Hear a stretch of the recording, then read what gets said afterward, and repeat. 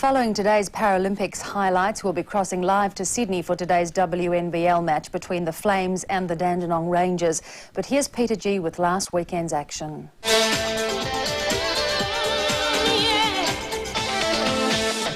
The Perth Breakers had plenty of incentive in round 14. Victory over Canberra at home would wrap up a playoff berth. Beautiful shot by Lisa McLean. She's underway, red hot.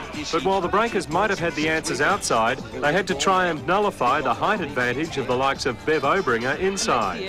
She, Fiona Robinson and Peter Janutis combined for 29 first-half points to give Canberra a 4-point lead, which Gina Stevens cut to 2 right on the half-time buzzer.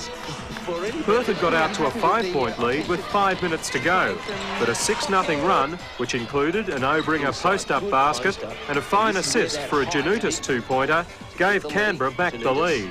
And just dribbles in. In a very physical last few minutes, Fiona Robinson was paid some extra close attention, but not close enough to warrant a foul call against the home team.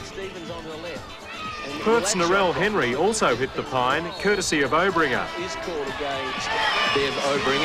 But with the scores level, it was Perth's top gun who hit the decisive shot.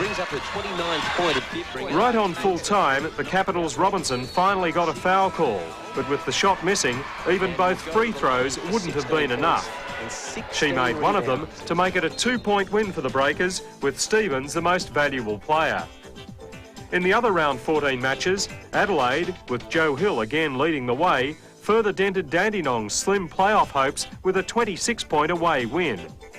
At Mill Park, the Bulleen Melbourne Boomers officially stitched up the double chance with a 12-point win over Tassie. Debbie Slimman was the MVP. The Adelaide Lightning completed a successful weekend with a Rachel Spawn-inspired 17-point win over the Brisbane Blazers at the Powerhouse. While at the Moona Stadium in Hobart last Sunday, the Tassie Islanders gave plenty of cheek against the ladder-leading Sydney Flames. With Trish Fallon the MVP, Sydney won by 8. Gina Stevens' 29-point effort for Perth topped Rachel Spawn and Trish Fallon's round 14 points outputs by 6 to further increase her lead as the season's hot shot. Both she and Rachel Spawn have 2 games left in which to add to their totals.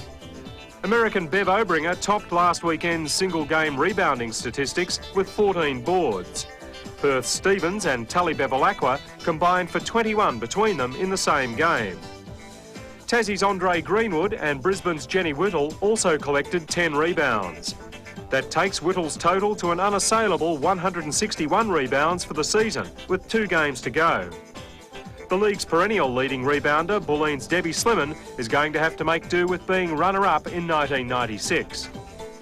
The lucky winner of last week's WNBL ABC Sport Goodies Pack is Rhonda Brownlee from Florrie in the ACT. She correctly named Michelle Timms as being the Opal's leading scorer in Atlanta. This week, we want to know the name of the only Sydney team to have made a WNBL Grand Final before the Flames came on the scene. Was it A, the Sutherland Sharks? If you think so, phone 0055 605 27. B, the Bankstown Bruins, 0055 605 28. Or C, the Sydney Comets, 0055 605 29. Lines will remain open until midnight on Wednesday. If you're scratching your head over that question, I'll give you a broad hint. The former Prime Minister, should I say, Paul Keating, would have been a great supporter of that particular WNBL team.